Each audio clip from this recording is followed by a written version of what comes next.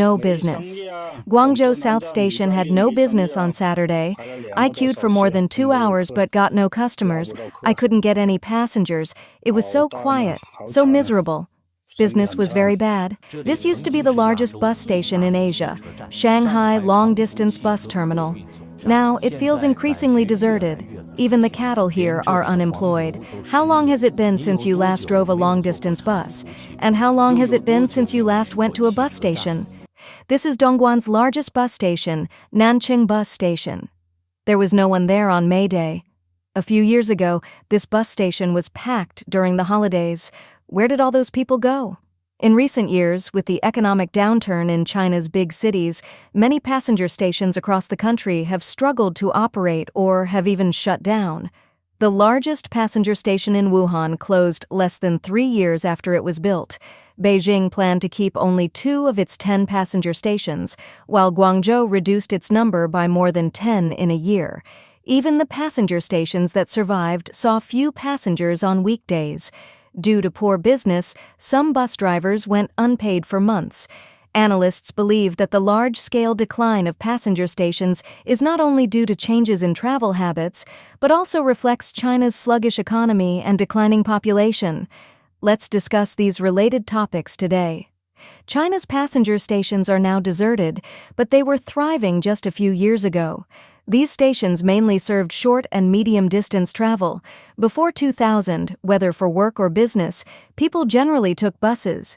Waves of young people boarded buses from their hometowns to Guangzhou for work. However, after peaking in 2012, passenger volume has declined year after year. One netizen said, "The days of people squeezing together and fighting for seats are gone forever." Another netizen commented, "The bus station in our city has shrunk to just 1/5 of its original size. I'm not kidding. There's only a small door left. It's not even as good as a county-level bus station. It survived the pandemic for 3 years, but it didn't make it through 2024. The bus station in front of you is Dongguan Dalang Bus Station. People who used to work in Dongguan had to come here to take a bus. Dalang Station was built in 2008. Back then, it was crowded every day and had the highest passenger traffic in Dongguan. But now, with changing times, fewer and fewer people take the bus, leaving behind only an empty parking lot and a deserted waiting hall. Most bus stations in Guangdong are on the verge of closing. This is the Guangdong Provincial Bus Station, once the largest, with the most buses, the widest routes, and a history of over 30 years. Now it cannot escape the fate of decline. Its passenger flow once ranked first in Guangzhou. It carried the dreams and return journeys of countless people.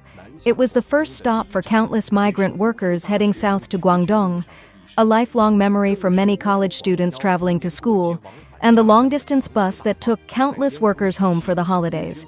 At its peak, there was an average of more than 2,000 departures per day, carrying over 100,000 passengers daily.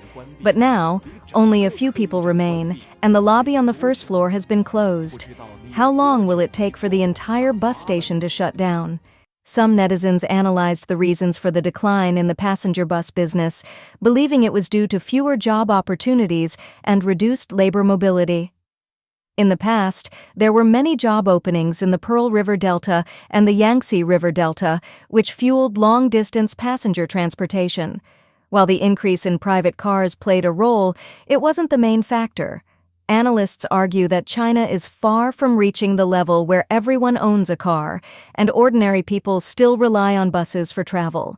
The fact that fewer people are taking buses now reflects the severity of China's economic downturn. Many people can't find jobs and are staying home. Some are cutting expenses so much that they avoid traveling altogether. This blogger Ashu works hard in Shenzhen. He said he doesn't own a private car and finds taking the bus more convenient than driving. Many people laugh at me. I'm almost 40 years old, yet I still don't have a car. I really don't know how to respond. If I go out, a round-trip bus fare is only 10 yuan. I have a friend who drives a BMW. He spends 10 yuan on tolls, 20 yuan on gas, and another 20 yuan on parking. That's 40 to 50 yuan per trip, 4 or 5 times what I pay. Plus, he has to spend extra time finding a parking spot. So I still think public transportation is the more comfortable and convenient choice. I can't call them because I'm afraid they'll ask how my job search is going. A few days ago, I suddenly mustered the courage to call my parents. Since I'm currently unemployed and staying at home, they find it hard to accept this situation. Another reason is that I spent an entire year traveling last year, relying on my previous savings for budget travel. When I arrived in Hangzhou this year, I didn't expect the job market to be so bad, making it extremely difficult to find a satisfactory job. Now, without stable income, things are different from a few years ago when I was in e-commerce, earning a considerable income, and also running a profitable side business in social media. Over the past 2 years, my income has nearly dried up, creating a stark contrast with my previous earnings. The heavy pressures are all piling up at once, making us feel like we don't belong in this city. Is selling our home and returning to the countryside the only way to survive? Where do we go from here? I'm leaving Shanghai. I came here after losing my job in Suzhou, thinking that since Shanghai is close, moving to a bigger city would bring more opportunities. I packed up all my belongings and relocated. But in the end, I couldn't find a job, and I still had to pay rent every month. Shanghai is a prosperous city, but its prosperity has nothing to do with me. I didn't dare to stop even for a moment. From the moment I woke up, I kept submitting resumes, only to face repeated rejection. I started feeling lost and cried for no reason, as if my mood was spiraling downward.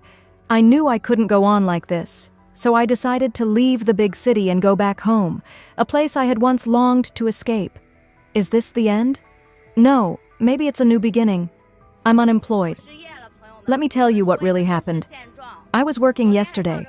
Today was my 4th day at the factory, but just now, the foreman told me that I was too slow and couldn't meet the production targets, so he fired me. It's raining outside. Will there be work tomorrow? No wonder people say, if you want to be deceived, go to Suzhou. If you're exhausted and want to cry, go to Jiangsu, China. I'm 33 years old and have been unemployed for 3 years. I hide in my rental apartment, just eating and waiting for life to pass. After reading this, you'll probably feel less anxious about your own situation. Every day, I stay in my rental unit, staying up all night, sleeping in until the afternoon, and even then, I don't get out of bed immediately. I just play games until I'm too hungry to continue. Then I get up to find food. I can't even afford to buy vegetables, so I survive on steamed buns. They're much cheaper than eating out. Last year, I could still afford pricier takeout, but at the beginning of this year, I had to switch to Pin Hao Fan, a budget meal option. Now I can't even afford that. My life is truly worse than a cow's. Every day, the thing I fear most is my phone ringing, because I have no one to call except my family. I've been hiding my unemployment from them, vaguely telling them I'm doing fine whenever they ask. I don't know how much longer I can keep up this lie, and I don't even want to think about the day it gets exposed. I feel completely numb, as if I'm walking on flesh. People my age are already married, have kids, and have successful careers, while I remain stuck in the same place. I don't know what I should do, nor do I see a clear future ahead.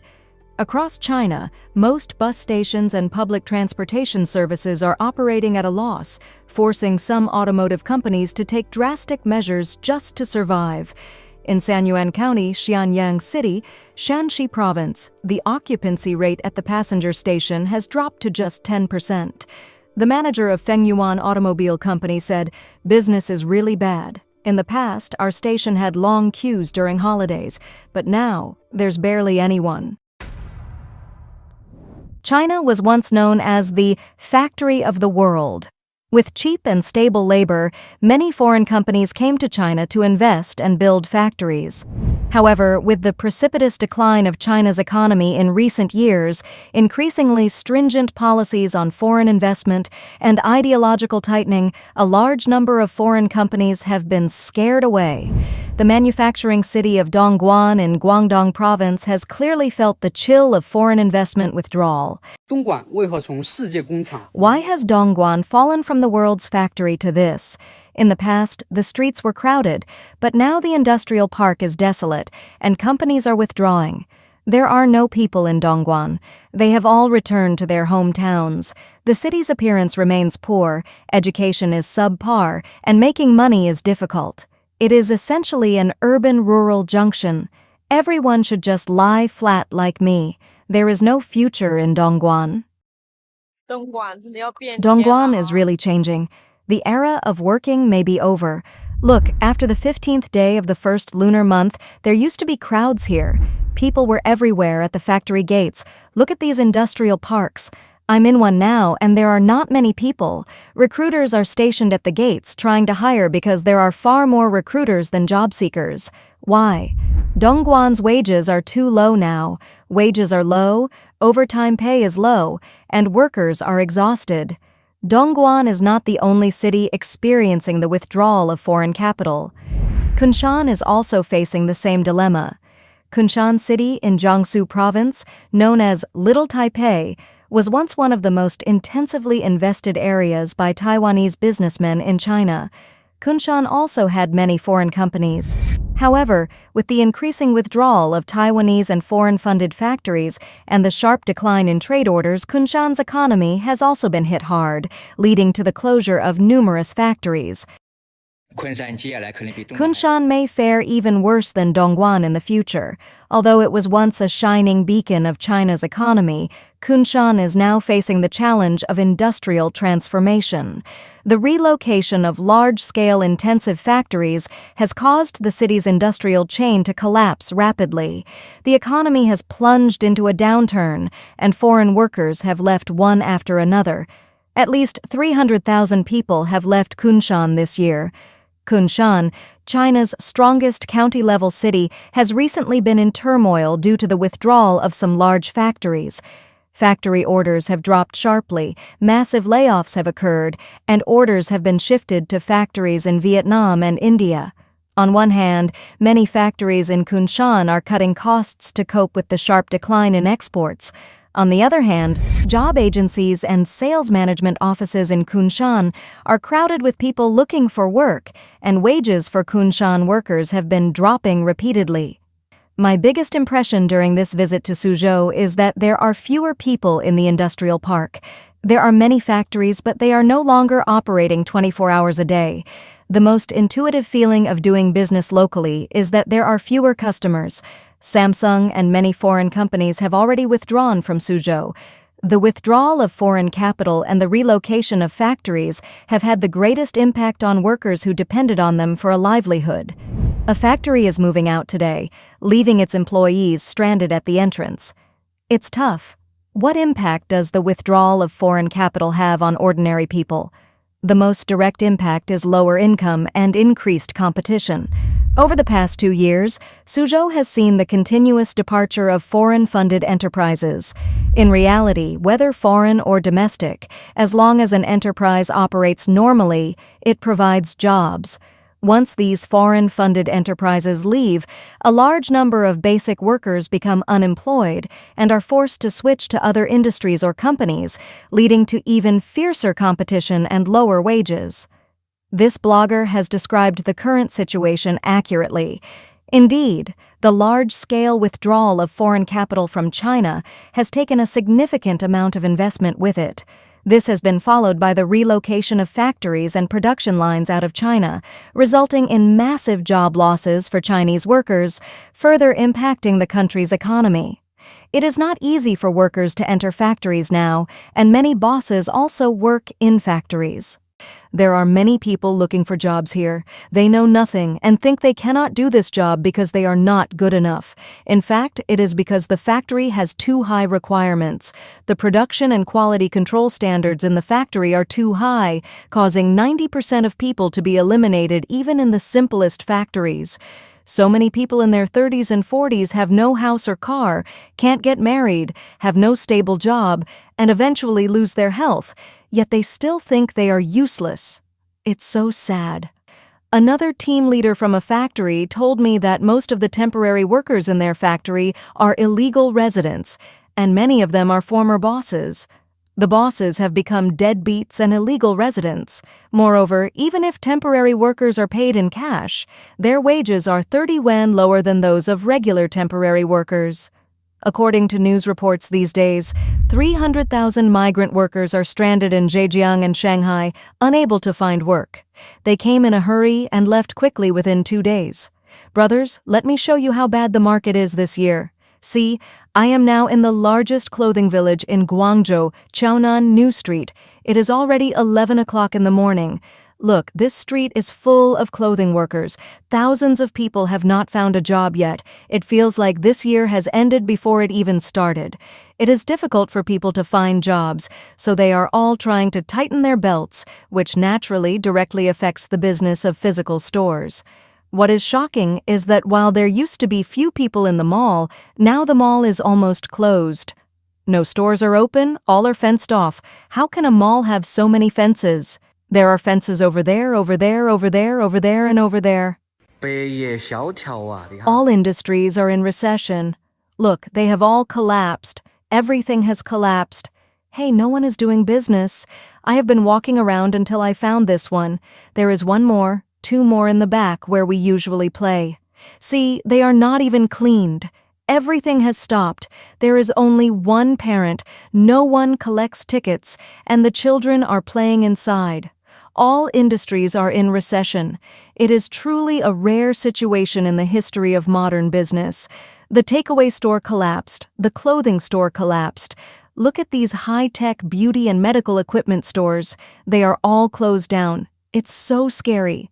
Take a look. This is the entire second floor. Basically, everything is closed. You can see that the elevator on the third floor has stopped at the side and is surrounded by tents. The fourth floor is also surrounded. Basically, all the stores on the third and fourth floors are closed. Customers are not allowed to go up. This is the first floor. There are about 7 or 8 businesses on the first floor, which are retail department stores. Big brands are big brands, and they are still surviving. The gate on the first basement floor is closed. This mall has only been open for 1.5 years, but it collapsed within half a year. This mall, is so scary. In China, the unemployment rate is rising sharply. College students can't find jobs, factories are closing down, companies are laying off employees, and many people are facing an age crisis at 35, making it even harder to find a job. Do you know how many people in Zhejiang are unemployed and can't find a job this year? Our current situation is that a lot of people are delivering couriers and food, and it is already close to saturation. Most people, if they don't have other jobs to choose from in the future, will opt for taxis, online car hailing, food delivery, or courier services as a temporary transition. Moreover, Zhejiang is now a city with high living costs and low income. Right now, the average salary for adults is barely enough to support an entire family.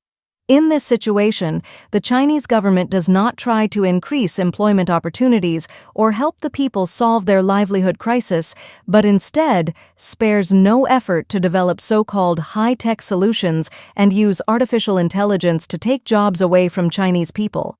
China's economy keeps declining.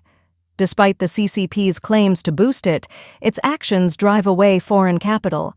Severe unemployment is hitting physical stores, leaving people with no money. Instead of addressing livelihoods and jobs, Beijing pushes AI to replace workers, worsening the crisis. Whether this is care or harm, many can judge for themselves. Guangzhou, once a bustling city and the heart of China's top manufacturing region, is now in a state of almost unrecognizable decline. Bustling streets and once crowded shopping malls are deserted. The region's once powerful economy is facing challenges ranging from a slump in manufacturing to widespread business closures. Guangzhou, once a symbol of development, is now left with only traces of its glory days. Let's explore this issue in today's China in Focus program. What are you doing here? Today I came to visit my factory again. I built this factory in April 2015. Last year it went bankrupt, and I didn't have the courage to return and look at the old factory. At its peak, I had more than 20,000 square meters here. This was the old Guangzhou production base, where more than 380 people worked. The journey was not easy. This is also where I started my business in Foshan, Guangzhou. This is where I made the most money. It's really heartbreaking. Anyway, now that everything is bankrupt, there's no point in saying anything. I just want to go back and see the old factory, where there were dreams, where there was effort. The current situation in Guangzhou, you may not believe it after hearing it. Many large companies are cutting staff, and layoffs are happening everywhere. Many small companies are on the brink of bankruptcy and are losing money. Every day, I see many business owners with credit reports, either bad credit, wasteful spending, or debt. Many physical stores are trying to survive, but only a few are actually making money, like Starbucks or KFC.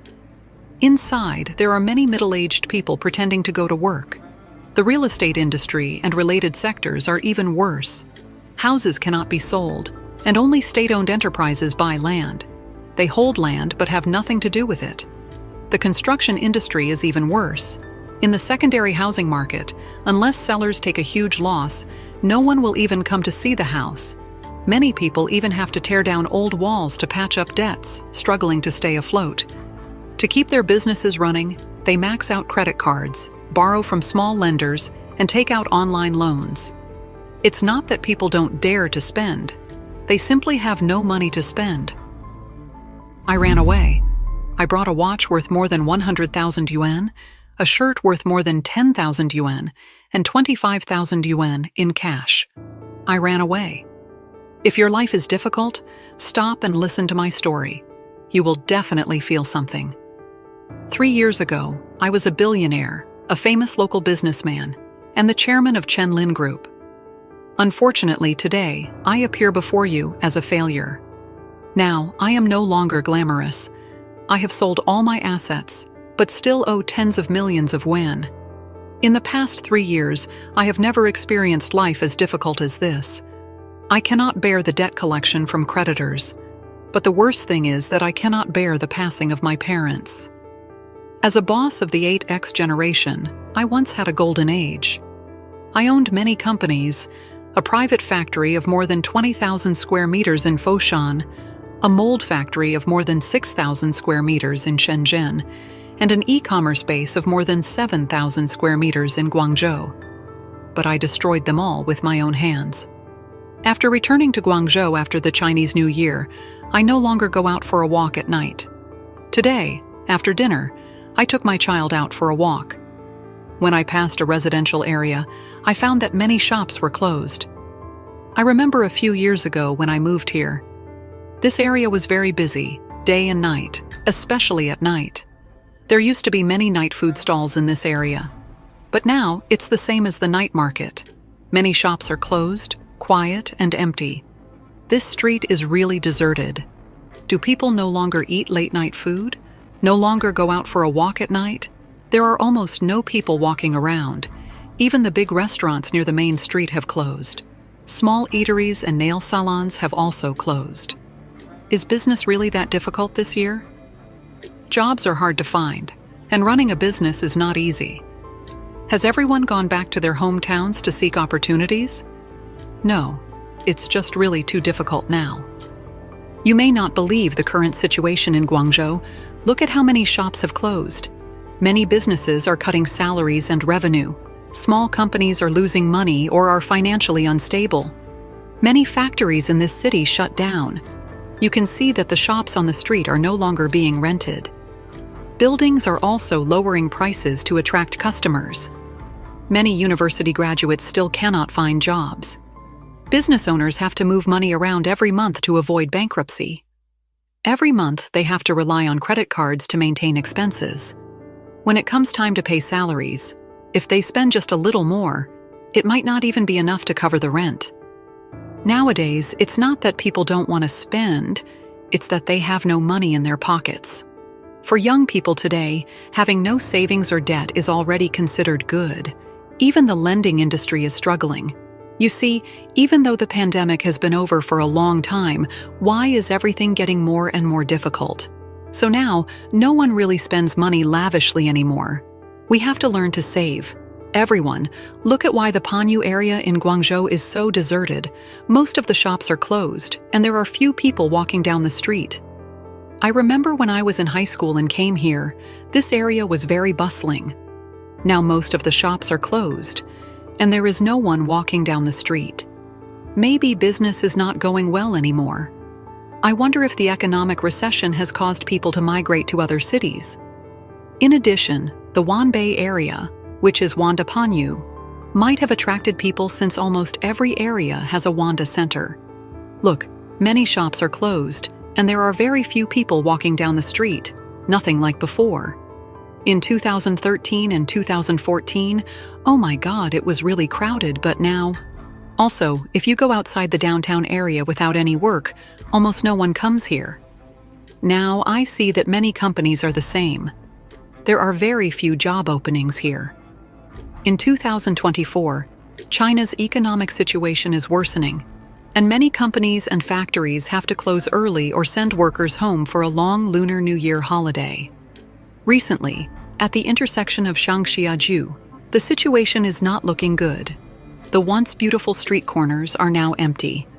This area used to be filled with clothing stores and high-end goods, but now most of them have become warehouses for men's clothing stores or product displays. Cheap clothing stores now dominate here, and many famous brands have disappeared. Previously, shop rents could go up to 12 million per month, but now they have dropped to an unbelievable level, down by 80%. Men's clothing stores are now renting at a very low price, only about 20% of what they used to be. A shop at number 95 on this street used to be Guangzhou's first ramen shop, with a rent of up to 50,000 at that time, but now it is only 2,000 to 3,000. This was once a very developed area with many famous merchants and large stores. However, the current situation is bleak. Many stores have closed, and real estate values have plummeted. The items here are mainly cheap, and almost no one buys them anymore.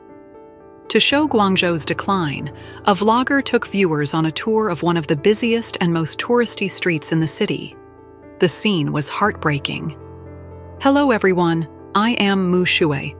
After many years, I came to Guangzhou's Xiajiulu pedestrian street again today. Seeing the scene before my eyes, I was really stunned. There were fewer people walking around, and the shops were all closed. Xiajiulu has completely changed. People often say that e-commerce has defeated traditional stores. In reality, it is due to the economic recession and the decline in the immigrant population. The sky-high rents became the last straw, pushing traditional stores into a difficult situation.